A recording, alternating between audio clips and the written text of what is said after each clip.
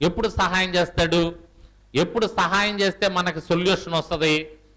ఒక చిన్న విషయం చెప్తాను, మీకు అర్థం కావటానికి ఒక చిన్న ఉదాహరణ చెప్తాను. ఇప్పుడు మనం రోడ్డు మీద వెళ్తా ఉన్నాం. రోడ్డు మీద వెళ్తా ఉంటే రోడ్డు పక్కన ఇద్దరు అడుక్కున్న వాళ్ళు మనకు కనపడ్డారు. ఎవరు కనపడ్డారు? ఎవరు? అడుక్కునే వాళ్ళు ఇద్దరు కనపడ్డారు. ఒకడేమో చాలా బలంగా ఉన్నాడు, కొంచెం పర్వాలేదు, వాడు తన పని తాను చేసుకోగలడు, తనకు డబ్బు రావటానికి ఏదైనా పని చేసుకోగలడు. ఆ పొజిషన్లో ఉన్నాడు ఒకడు. అర్థమవుతుందని చెప్పేది? ఒకడు ఎలా ఉన్నాడు? కొంచెం బలంగా ఉన్నాడు, పని చేసుకోగలడు, పని చేసుకొని డబ్బు సంపాదించే శక్తి ఉంది వాడికి. అటువంటి వాడు ఒకడు అడుక్కునేవాడు. రెండో వాడు ఎట్టున్నాడంటే అస్సలు లెగవలేనటువంటి వాడు, అస్సలు లెగవలేడు, బాగా పూర్ అన్నమాట, బాగా బీదవాడు, అసలు కదలలేని పరిస్థితి, కాళ్ళు చేతులు కూడా చచ్చుబడిపోయి ఉన్నాయి. అటువంటి పరిస్థితుల్లో ఒకడున్నాడు. అర్థమవుతుందా? ఈ రోడ్డు పక్కన ఈ ఇద్దరు అడుక్కున్నటువంటి వాళ్ళు మనకు కనపడుతున్నారు. మీరు ఆ రోడ్డు మీద వెళ్తున్నారు. ఎవరికి సహాయం చేస్తారు? మొదట ఎవరికి సహాయం చేస్తారు?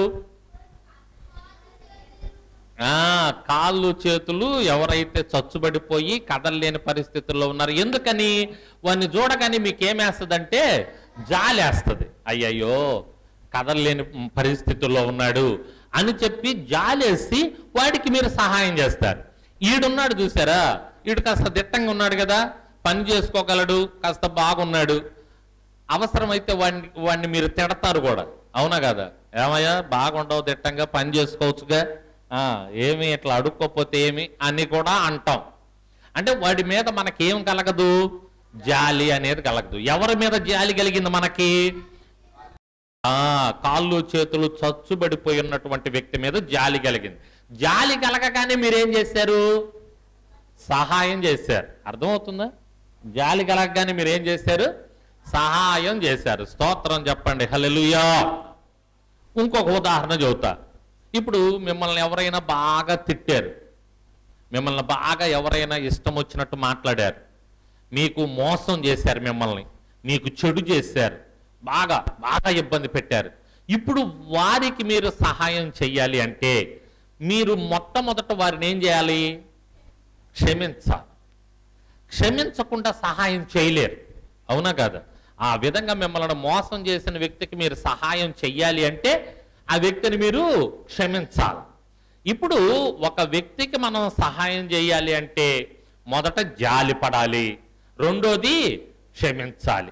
ఈ రెండు జరిగితేనే మనం సహాయం చేయగలం. ఇప్పుడు దేవుడు సహాయం చేసే పొజిషన్లో ఉన్నాడు, సహాయం చేసే స్థాయిలో ఉన్నాడు. అర్థమవుతుందా? దేవుడు ఏ స్థాయిలో ఉన్నాడు?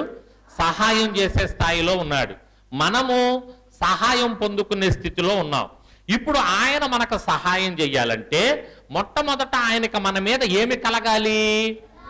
జాలి కలగాలి. అర్థమవుతుందా? ఏం కలగాలి మన మీద? ఆయనకి జాలి కలగాలి. మనం ఆ రోడ్డు మీద వెళ్తున్నప్పుడు అడుక్కునే వ్యక్తి మనకి ఆ కాళ్ళు చేతులు చచ్చుబడి అడుక్కునే వ్యక్తి కనపడ్డప్పుడు అతనికి మనం సహాయం చేసింది ఎప్పుడు? మనకు జాలి కలిగితేనే కదా. జాలి కలగకుండా మనం సహాయం చేస్తామా? చెయ్యలేదు. జాలి కలిగినప్పుడు మనం సహాయం చేస్తాం. అలాగే ఇప్పుడు దేవుడు సహాయం చేసే స్థాయిలో ఉన్నాడు, మనం పొందుకునే స్థితిలో ఉన్నాం. ఆయన మనకు సహాయం చేయాలంటే ముందు మన మీద ఆయనకి జాలి కలగాలి. స్తోత్రం చెప్పండి, హల్లెలూయా. రైట్, జాలి కలగాలి. రెండోది, ఆయనకి వ్యతిరేకంగా మనం ఎన్నో ఎన్నో ఎన్నో విషయాల్లో నడుచుకుంటా ఉంటాం, ఆయన్ని ఎన్నో విషయాల్లో బాధ పెడతా ఉంటాం, ఆయన్ని ఎన్నో విషయాల్లో మోసం చేస్తూ ఉంటాం. ఆయన అన్ని చూస్తున్నాడని తెలిసి కూడా ఆయన మనం మోసం చేస్తూ ఉంటాం, చూడట్లేదులే అన్నట్టుగా. ఆయన ఎన్నో విషయాల్లో ఆయన్ని దుఃఖపరుస్తూ ఉంటాం. అలా చెయ్యొద్దని ఆయన చెబుతూ ఉంటే అలా చేసి ఆయన్ని దుఃఖపరుస్తూ ఉంటాం, మోసం చేస్తూ ఉంటాం, బాధ పెడతా ఉంటాం. ఇప్పుడు ఆయన మన మీద జాలి చూపించే సహాయం చెయ్యాలి అంటే రెండవదిగా ఆయన మనల్ని ఏం చేయాలి? క్షమించాలి. క్షమిస్తే కానీ ఆయన మనకి సహాయం చేయడు. ముందు జాలి చూపించాలి, రెండోది క్షమించాలి. ఈ రెండు ఆయనకి మన మీద కలగాలి అంటే మనమేమి చెయ్యాలి? మనం ఏం చేయాలి? రోడ్డు పక్కన కూర్చుంటే సరిపోద్దా? అడుక్కోనేటట్టు అలా మనం చేయకూడదు కదా. మనం ఏం చెయ్యాలి? ఇక్కడ నేను ఇందాక చెప్పానే అంశం, ఆ అంశములో ఉన్నటువంటి 3 విషయాలు మనం చేయాలి. స్తోత్రం చెప్పండి, హల్లెలూయా. ఏంటి నేను చెప్పినటువంటి అంశం? మొట్టమొదట విడవాలి, మానాలి, తిరగాలి.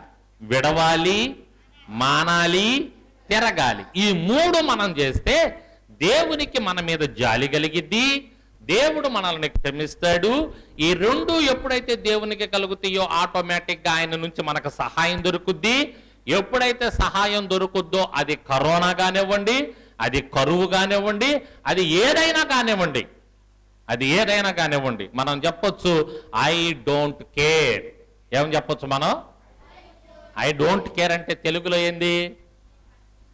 నేను లెక్క చేయను. ఐ డోంట్ కేర్, నేను లెక్క చేయాల్సిన అవసరం లేదు. ఎందుకంటే దేవుని సహాయం నాకుంది, ఆయన నాకు సహాయము చెయ్యగలడు. స్తోత్రం చెప్పండి, హల్లెలూయా. ఆయన మనకు సహాయం చేసి మనల్ని నడిపించగలడు.